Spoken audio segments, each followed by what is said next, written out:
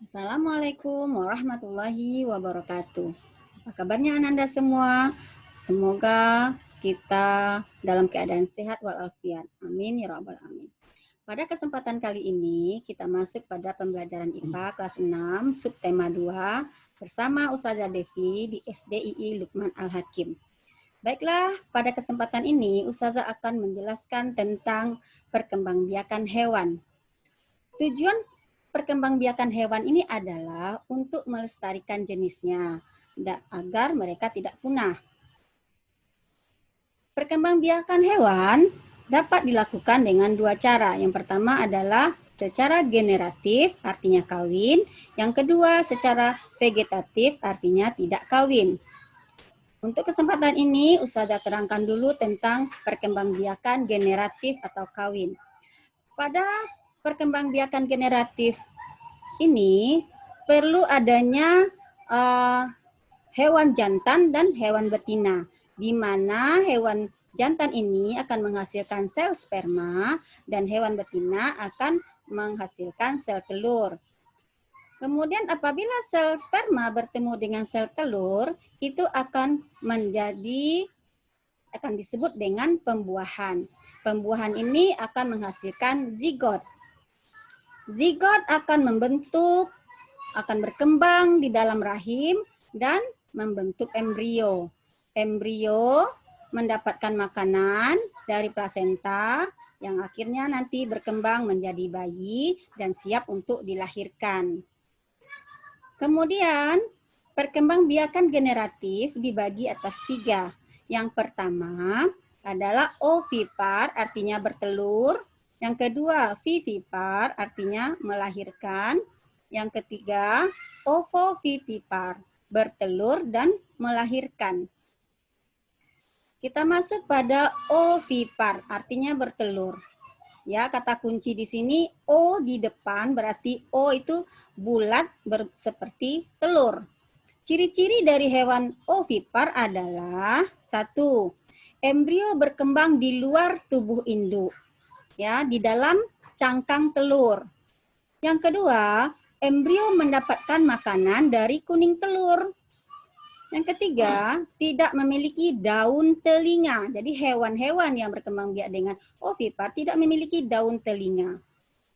Yang keempat, tidak memiliki kelenjar susu, yang artinya yang kelima, tidak bisa menyusui anaknya. Contoh dari hewan ovipar ini adalah contohnya cicak, ayam. Ada lagi mungkin yang bisa Ananda sebutkan contoh-contoh yang hewan-hewan yang berkembang biak dengan cara bertelur. Kemudian masuk kepada vivipar, artinya melahirkan. Ingat kata kunci di sini, si Vivi artinya nama anak perempuan melahirkan. Ciri-ciri dari hewan vivipar adalah yang pertama, embrio berkembang di dalam tubuh induk di dalam rahim. Ya, yang kedua, embrio mendapatkan makanan melalui plasenta. Yang ketiga, memiliki daun telinga. Yang keempat, memiliki kelenjar susu. Yang kelima, menyusui anaknya. Contoh dari hewan vivipar ini adalah lumba-lumba. Sapi, mungkin bisa lagi Anda sebutkan contoh yang dari vivipar seperti kucing, ya, dan paus untuk hewan air, ya. Kemudian ovovivipar, bertelur dan melahirkan. Untuk hewan ovovivipar, ciri-ciri yang dimiliki itu sama dengan hewan ovipar yang bertelur. Tapi perbedaannya di sini adalah embrio berkembang di dalam telur yang terdapat di dalam tubuh induknya. Jadi telurnya masih berada di dalam tubuh induknya. Ya. Embrio mendapatkan makanan dari kuning telur. Tidak memiliki daun telinga, tidak memiliki kelenjar susu, dan tidak menyusui anaknya. Jadi perlu ditekankan di sini, hewan ovovivipar bertelur dan melahirkan, artinya telurnya masih berada di dalam perut induknya, setelah cukup hari baru menetas masih di dalam perut induknya, kemudian setelah menetas di dalam perut induknya baru dilahirkan seperti hewan vivipar. Contoh-contoh dari hewan ovovivipar ini adalah ikan hiu, kadal, ular boa ya. Jadi ular ini ada beberapa jenis, tidak semua jenis ular yang ovovivipar. Ada juga ular yang ovipar, bertelur saja. Kemudian kita masuk perkembangbiakan vegetatif. Perkembangbiakan vegetatif ini artinya tidak kawin. Ya, berarti kalau tidak kawin, mereka tidak membutuhkan jantan untuk memperbanyak dirinya atau berkembang biak. Nah, ada 3 perkembangbiakan vegetatif. Yang pertama bertunas, yang kedua fragmentasi, yang ketiga membelah diri. Kita bahas dulu yang pertama, bertunas. Bertunas ini adalah adanya tumbuh tunas baru yang melekat sepanjang tubuhnya, ya, sehingga menjadi individu baru. Contohnya adalah hidra, porifera, dan kulenterata. Nah, ini contoh dari gambar, Ustazah lihat pada layar. Ini ada tubuh dari hidra. Ini contoh hidra ya. Ini hewan bukan tumbuhan ya. Hidra ini tubuhnya. Ya, ini tubuhnya. Kemudian pada tubuhnya ada tumbuh tunas kecil di sini ya. Ini tunasnya bertambah besar, kemudian bertambah besar lagi. Setelah dia cukup dan bisa mandiri baru melepaskan diri dari induknya sehingga dia menjadi individu baru. Kemudian membelah diri, ya. Membelah diri adalah cara perkembangbiakan hewan dengan jalan membagi tubuhnya menjadi 2.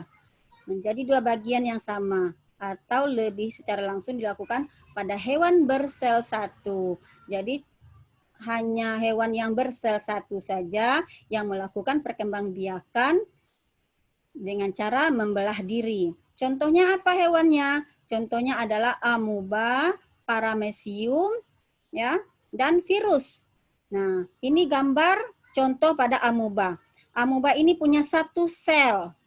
Kemudian inti pada sel ini membelah, ya, membelah menjadi 2. Nah, ini menjadi 2 bagian, memutuskan diri baru dia terbelah menjadi 2. Sehingga perkembangannya cepat. Makanya virus perkembangannya sangat cepat. Dari 1 menjadi 2, 2 menjadi 4, 4 menjadi 8, dan seterusnya. Ya. Kemudian yang ketiga adalah fragmentasi. Fragmentasi adalah cara perkembangbiakan yang berasal dari potongan tubuhnya sendiri atau memutuskan bagian tubuhnya. Contoh hewan yang melakukan perkembangbiakan dengan cara fragmentasi ini adalah planaria atau cacing pipih. Ini ada contohnya gambarnya. Kita lihat gambar pada A. Ini lihat gambarnya cacing memutuskan diri pada bagian bawah ekornya. Sehingga dia bagian bawah ini menjadi individu baru, menjadi 2. Yang gambar B, fragmen bagiannya yang diputusnya adalah secara vertikal. Sehingga dia membelah secara vertikal menjadi 2 bagian. Sementara yang bagian C, dia membelah secara horizontal. Dari 1 cacing menjadi 3 bagian. Sehingga ini menjadi 3 bagian. Ya. Nah, mungkin itu saja yang dapat Ustazah sampaikan. Saya ucapkan terima kasih. Jangan lupa like and subscribe-nya. Ya. Ustazah akhiri. Assalamualaikum warahmatullahi wabarakatuh.